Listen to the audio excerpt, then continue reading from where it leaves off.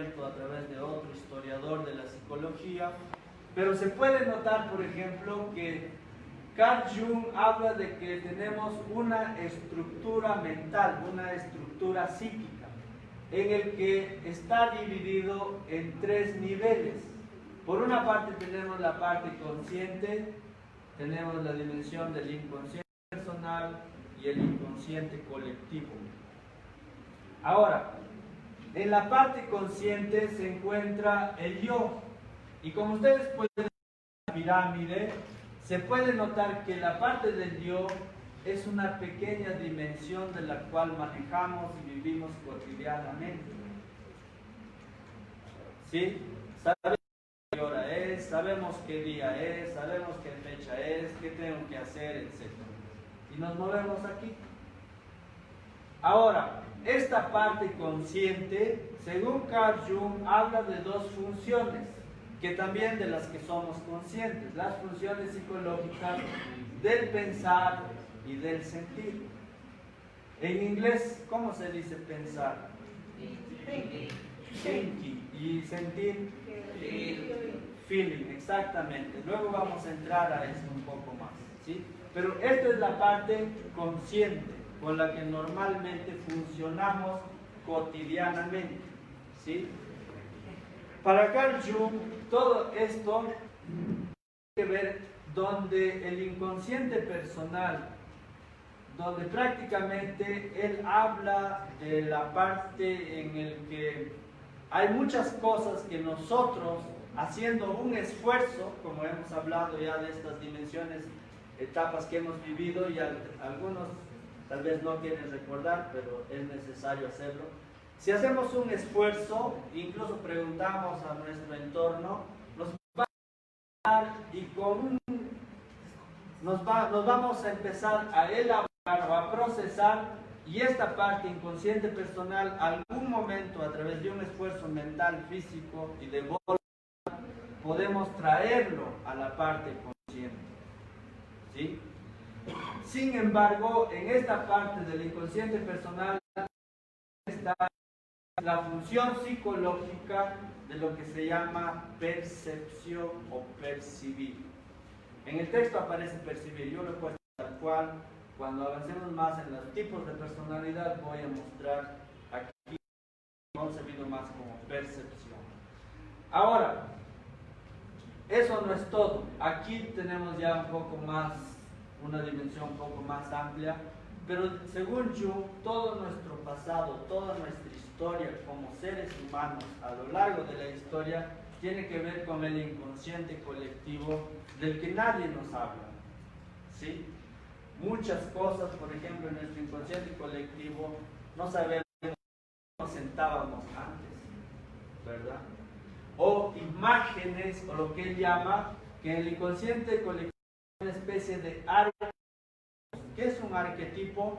Es un modelo que nosotros venimos repitiendo siglo tras siglo, o venimos observando o creyendo en esos modelos siglo tras siglo. ¿Cuáles son esos modelos? La madre, el animus, el ánima, la sombra o el yo mismo. Cuando entramos aquí, y este es uno de los aportes interesantes de esta teoría, según Carl Jung, el inconsciente colectivo, todos los seres humanos, ya sean varones, ya sean mujeres, tienen la dimensión de varón y tienen la dimensión de mujer.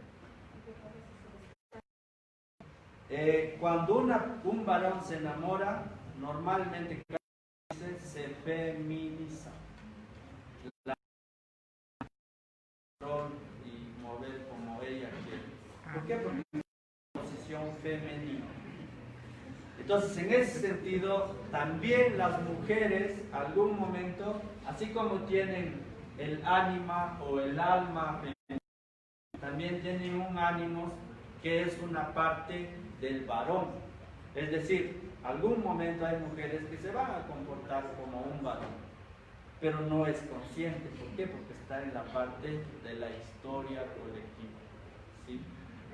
Una vez que vemos toda esta dimensión, cuando queremos hablar de Carl Jung y decir cómo tenemos que ser una persona integral, una persona que tiende a ser madura, equilibrada, él dice, una persona para llegar a esto debe entrar en un proceso en el que él llama proceso de individuación o el ser. ¿Qué significa eso? Que uno debe empezar a conquistar poco a poco. Te vas a costar toda la vida, pero nunca vas a llegar a abarcar todo eso. Vas a aprender muchas cosas, vas a saber varias cosas, pero el reto de cada ser humano es ir colonizando cada vez más estas partes del que uno no domina. Entonces, en ese sentido, sabemos que el proceso de individuación es una etapa en la que uno hace sesiones terapéuticas para poder saber quién soy.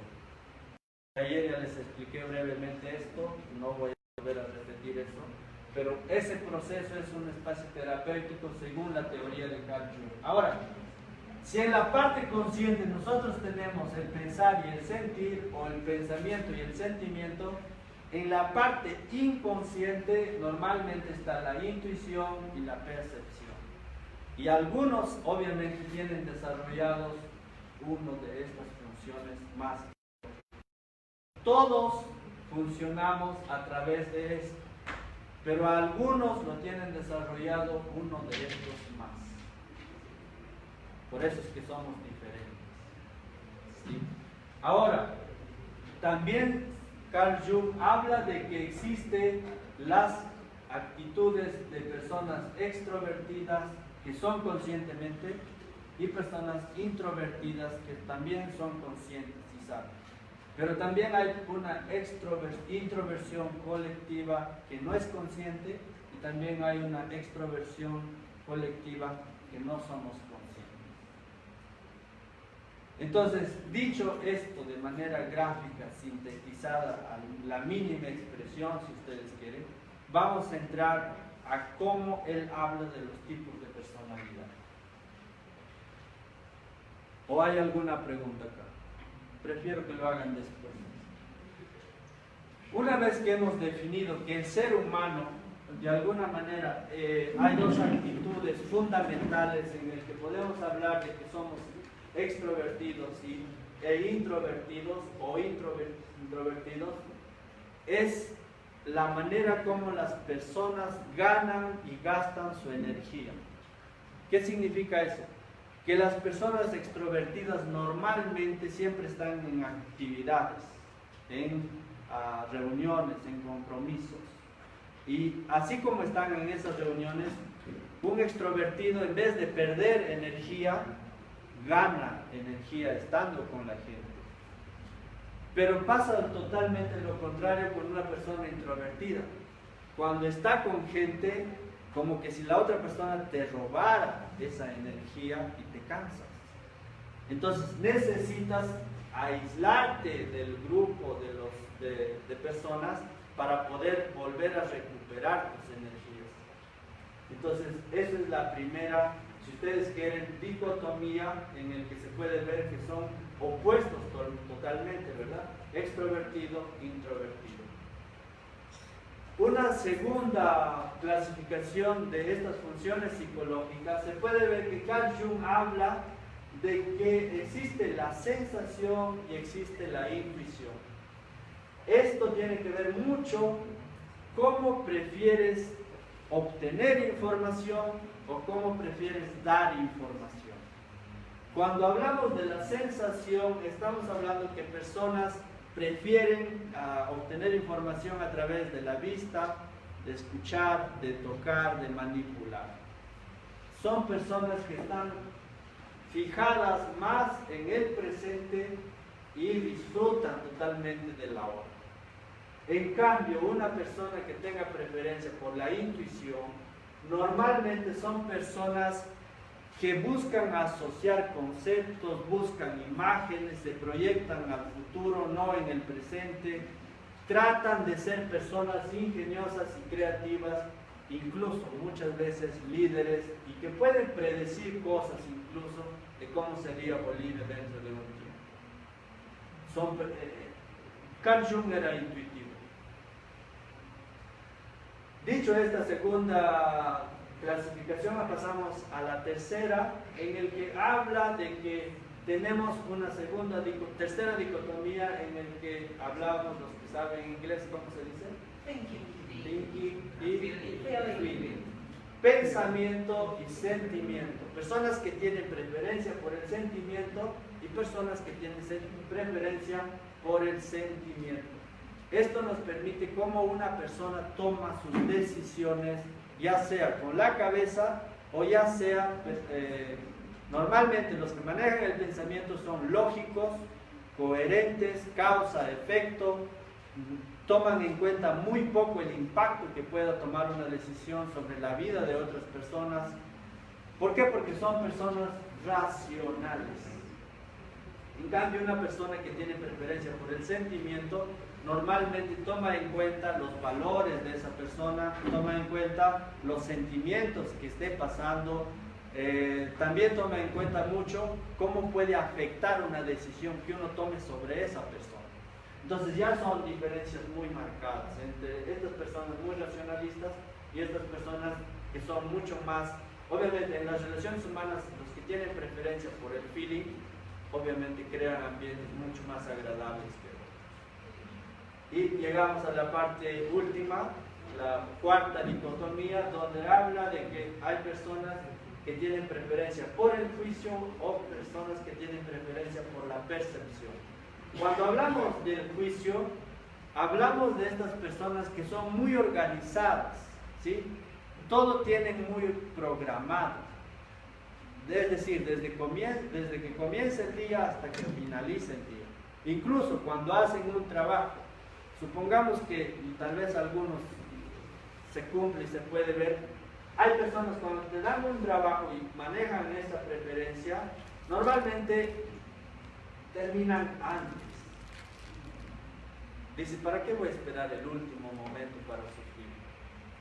No, prefiero hacer antes, liberarme y estar tranquilo. Y por eso hay dos personas que han entregado su trabajo, ¿verdad? Pero hay otras personas que prefieren la percepción y dicen, justamente cuando estoy contra el reloj, contra el tiempo, es cuando soy más creativo, me inspiro más. Y todavía nos han dicho que tengo que entregar el trabajo el viernes. Entonces, ¿por qué voy a adelantarme al jueves? Tengo todavía una noche, tengo mañana. Obviamente, el hecho de que uno tenga una preferencia por uno o por el otro no te hace mejor ni peor. Simplemente son estructuras de personas que prefieren mundos diferentes. En este caso son muy organizados y en este caso igual llegan a la meta. En este caso pueden esperar, retrasar, llegar a la última hora al tomar el bus, hasta pueden perder su vuelo de avión, no importa. Ellos siguen con la vida. Entonces, en ese sentido,